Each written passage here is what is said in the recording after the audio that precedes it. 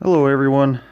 Today we're going to do a simple horn talk, no sound, just a little bit of show and tell on a couple of the other horns in my collection here. Today we're going to do all of these K5HLs back here. We got some pretty cool stuff, some rare stuff, not necessarily super cool rare stuff, but we do have some rare stuff. We'll talk about some of the history on them, where I've got them from, what I've done to them, what's yet to be done to them. So we'll just kind of jump right in. Start with this one.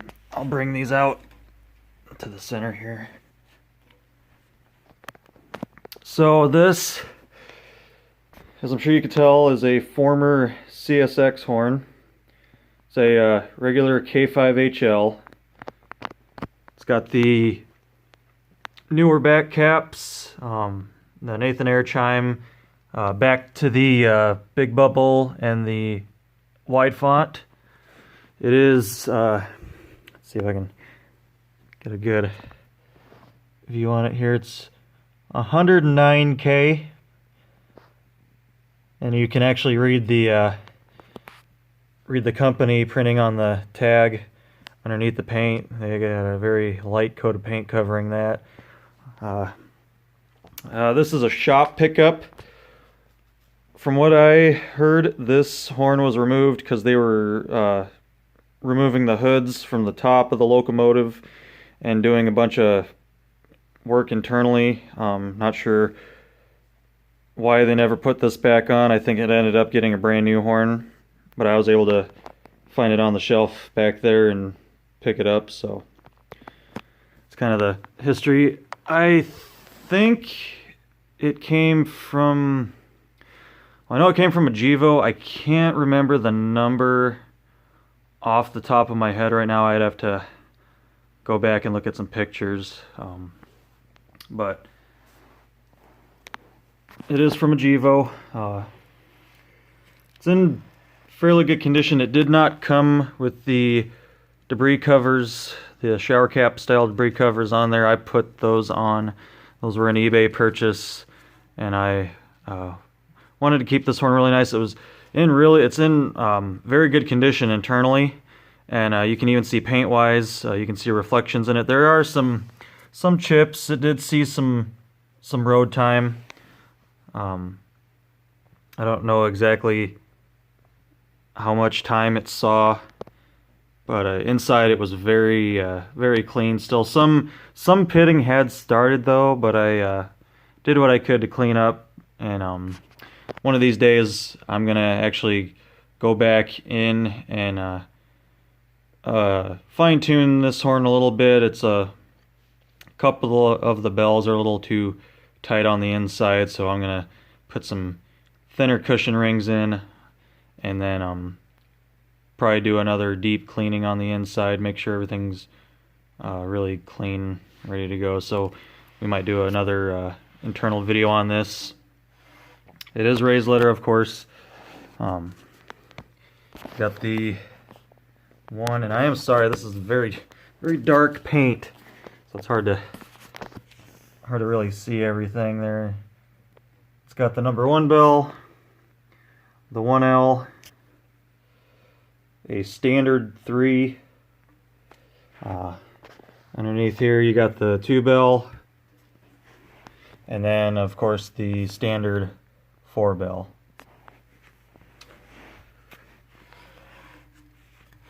I did a comparison with this and then one of my other ones on the horn whistle board. I think that's still down, so kind of sucks because I took a lot of time in doing side-by-side comparison photos between the GE one sitting back there and this one, just that way everyone could really see the differences inside and outside. But we'll get to that one in a little bit. But yeah, so this was a really cool pickup. I love K5HLs, whether they're pre-raised letter or raised letter. I love them. Really cool sounding horn. And these are ones that I don't tend to run ABF. I like to have the the sound of the two coming at you, and then as the horn goes by, then you hear all the other bells a little bit more clear. Yeah, it's just kind of a short little tell-all on this one. The manifold is in really good condition. It does have some, particularly on this side where some of the paint when they were spraying didn't quite get on the manifold. I don't know. You guys can kind of see some bare metal right, let's see, where's my finger? Right around in this area. And then even on the top of the 4-bell really didn't get sprayed very good. The top of this didn't get sprayed really good. But other than that, the paint, other than the few chips here and there, the paint's in really good condition. Super shiny, beautiful, deep blue. I don't know exactly what they call this blue. I'm sure they have a name for it, but so that's that. That one looks pretty good. It's a real beefy sounding one too, because it's super clean and clear on the inside. So we'll put that back. We'll get our next one. So this one, a little bit different arrangement, as you can already tell. This one was a parts build. Let's see, it's all 79K parts. I do have the tag off of the manifold right now because I have plans on painting this, and I don't want to paint the tag, so that's off of there right now. Hoping sometime over the summer I can get this one painted. Not too sure exactly what I'm going to paint it yet, but I'll figure that out. This is a exact replica. Other than time frame, the time frame is a little different, but just the horn itself is an exact replica of the Norfolk Southern Interstate Heritage Unit. For some reason, that horn had the 4-bell go missing, and I've even seen some pictures of it with the horn sitting on the locomotive missing the 4-bell. And then somewhere along the lines, they slapped a 3A in its spot and faced it forward, and so now it's a hybrid horn. So this is one of my opinion, this is one of the prettiest sounding raised letter hybrid horns out there. It's got the 1L1 standard 3. It's got the deep bore 2, and then it's got a 3A. So it's got the 3 and 3A combination. And I've heard videos of the locomotive going through crossings, and this bell arrangement really makes for a really cool sound. You get a little bit more of a loud tone. The 2 and 3A sound really good together coming at you, and then you get kind of the more traditional side of the K5HL after it goes past you. So this is so officially it's a K5HLA hybrid. And I will definitely make sure to get some sound on this one because this is a killer sounding horn. Complete parts build. I've acquired the manifold was an eBay buy. The 3A was an eBay buy. The 3 was a bell that I picked up from a locomotive shop. The 1L, 1 and 2 were all bought off of a friend of mine in the hobby. So it's quite the parts mutt. It's got a lot of different parts going on in it. Everything is same era. Internally is kind of how I go about judging that, what kind of milling processes they have. So they're all within the same era of each other, and it's a real nice sounding horn. The manifold itself is a little bit older.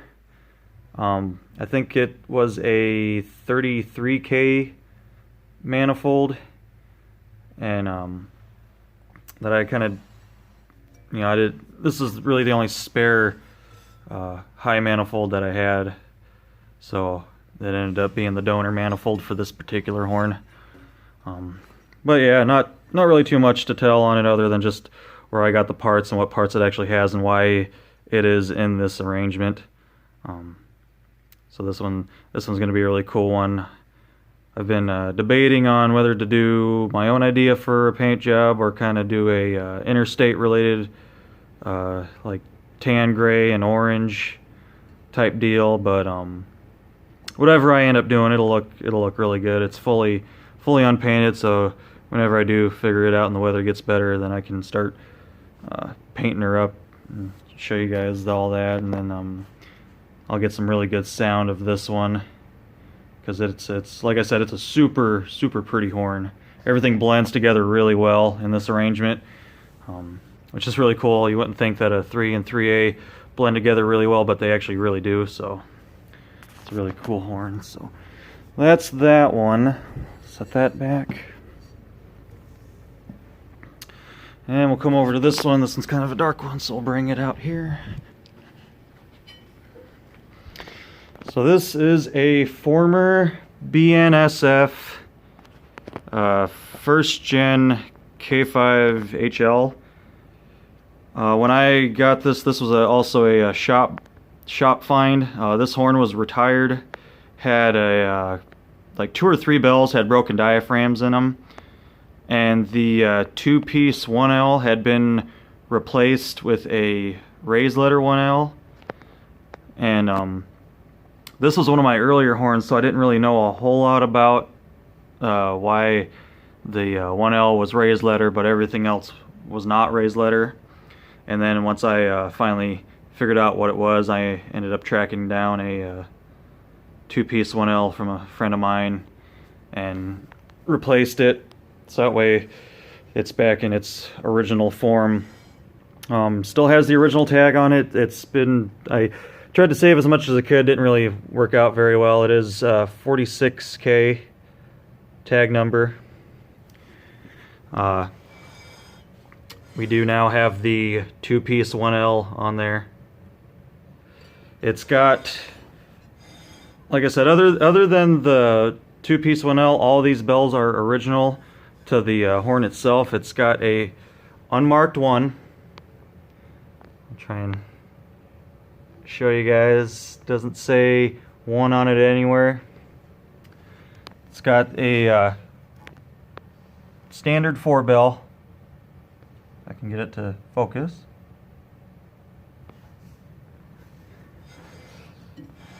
Has the standard 3 on it. I'm pretty sure no one can see that, so we'll see if we can tilt that a little bit, maybe. Yeah, there we go. There's kind of the 3.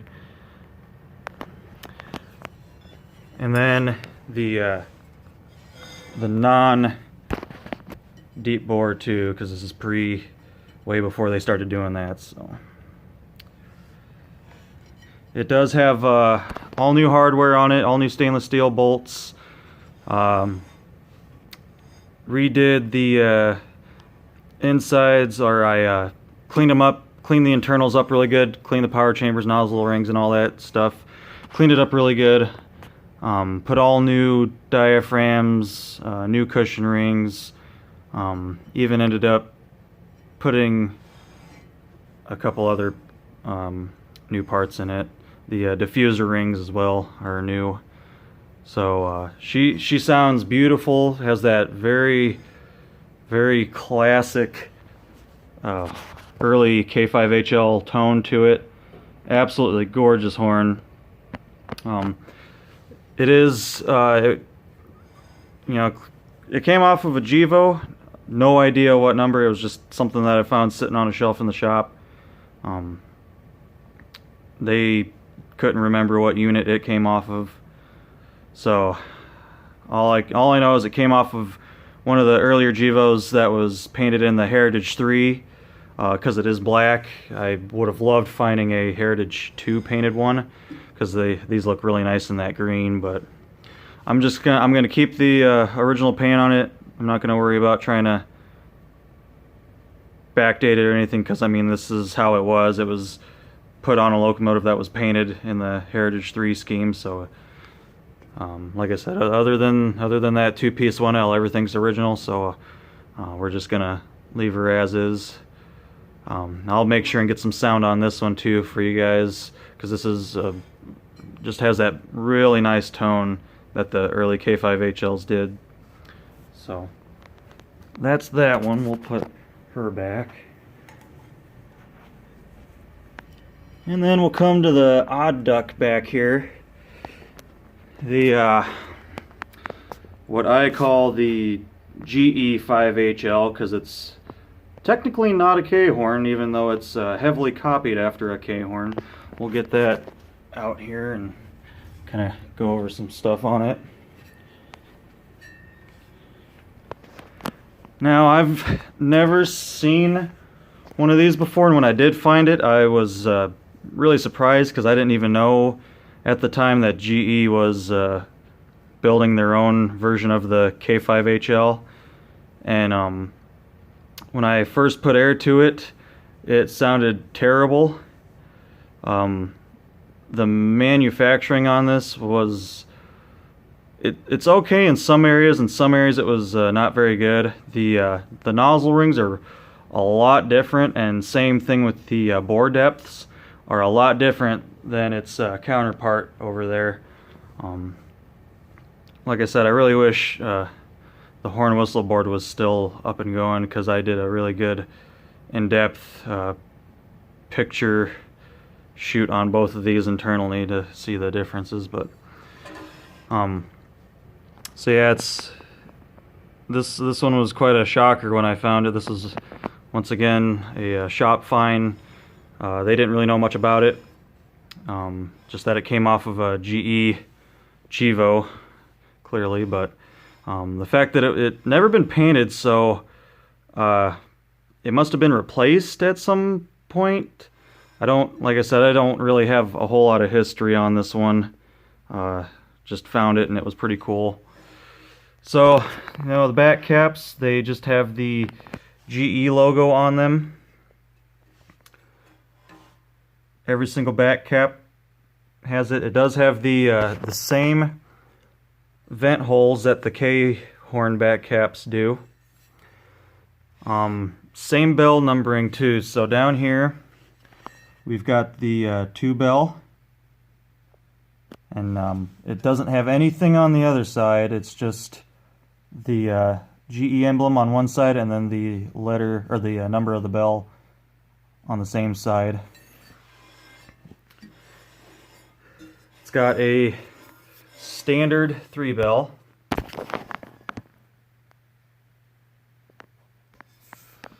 It's got the 1L, the 1, and then the standard 4 bell right there. And you can see that compared to the raised letter K version of this, the some of the lettering is on the opposite side on the K horn. So that's one difference that I've noticed. The manifold itself is basically identical to a K manifold. There are some little areas, especially like right around here, that have some different mold, a little bit of overcast from the molding. That's different from what the K version of this horn has. The tag itself is a lot different from anything that I'm used to. So I can get a good view on it here. So it's got the GE emblem, 5-tone air horn. It has a part number and then the serial number, and the serial number is a ridiculously high number compared to the K horns. So it's in its own league here. It's I guess you could consider that a big tag. It's a lot bigger than the normal tags on the Nathan horns nowadays. So one of the one of the issues that I heard right away when I put sound to this for the first time was it was very loud and not very pleasant compared to the nice blending of the bells on a normal K horn. This one was just very harsh, did not sound good at all. And looking into it, once I took it apart, saw that the nozzle rings and the bores were a little different from its K-horn partner. Not much I could do about that, but one of the things that I did notice was all of the inlets in the bottom of the feet on the bell were very oversized. Even they were even bigger than on some of the 90s K5 LAs that had the bigger inlets. These were probably twice the size, and the one in the 1L bell was like 3 times the size, so it was a massive hole.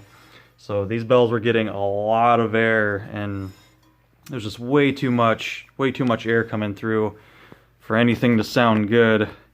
So what I ended up doing was taking JB Weld, filling in all of the inlets in the bottoms of the feet, completely filled them, let it cure, and then I re-drilled the holes out to match the holes on a regular K5HL. That ended up making this horn sound 100 times better. It actually plays a clear tone that's not all messy and terrible sounding. It is it's like a pitch higher, a little bit sharper than its counterpart over there, but it still has a pretty decent tone for it being the oddball that it is. So that's just kind of some stuff on that. The manifold doesn't even say anything on the bottom of it here. You know, normally the K horns will say Nathan or Air Chime or something on them. This one doesn't say anything on it at all, and it's even copied to the point where they have the notch in the front of the manifold. And then you can see it's got some more messier molding areas here, like either where the mold was filled or where it was holding. So it's not quite as clean and pretty as some of the K ones. You can see up here some of that overcast on here really stands out. Other than that, though, it's completely identical. I have even thrown K-bells on this manifold. They fit perfect. So it's pretty much an exact copy of a K-horn, only it's not a K-horn. It's a GE production, and I don't know if GE themselves actually designed this, or if they had a foreign company do this. I'm pretty sure they had a foreign company do this, just from some of the manufacturing that I've seen on the inside of it. Really seems like it's a foreign job and not an American-made horn by any means necessary. Still pretty interesting, though. I mean, yeah, it's not a Nathan product, but it's its own thing altogether, so it's still really cool. I'm more than happy enough to have it in my collection, especially since I fixed the overdosing of sound on this. That was the worst part about that horn, honestly, was it sounded terrible. It was just a very loud, messy, noisy horn. So once I got the inlet issue fixed, that cleaned things up a lot, and it's actually quite pleasant to listen to now. I'll try and get some side-by-side comparisons between the CSX one and this one for you guys, so that way you can hear just how this one's a little bit sharper than that one. And then I'll probably even do I might even do a Horn Talk episode just on this, and we'll go inside. I'll get a little bit more in depth. I'll show you. I might even get that one and do it together in really show you guys the differences between the nozzles and just some of the manufacturing differences. So yeah, that's pretty much it for the HLs there. If I do add any more K5HLs or oddballs like this one, I'll do an update, but this is all I have for the time being for the K5HL and the GE5HL. I'm guessing that's what they would call this horn. That's just kind of the name I threw at it because when I first saw it, I wanted to call it a K horn so bad, but it's not a K horn, so I kind of had to just come up with a name for it, and it seems like the most scientifically proper name for it. So yeah, it's definitely out. I've thought about painting this. I might just do some work to shine it up and keep it unpainted, but if I do paint it, I'm going to do a GE blue over the entire horn, and then come in with a paintbrush and do gloss white on the GE emblems, and then the letters or the letter and numbers on the bells themselves. And then maybe even, if I feel up to it, do white on the insides and the throats of the bells themselves. But we'll see. We'll see if I even paint it. That's just an idea that I've kicked around for a while. But yeah, so I hope you guys enjoyed this episode. I think this is episode 3, so we'll kind of take it one step at a time, get through my whole collection. I'll try and do some more of these multi-horn ones just so it's a little bit more exciting. Not just one horn at a time, because that'll take forever. But yeah, if you know any history on anything that I don't, let me know. If you guys liked it, if you didn't like it, let me know. But I hope everyone enjoyed it, and till next time, thank you very much.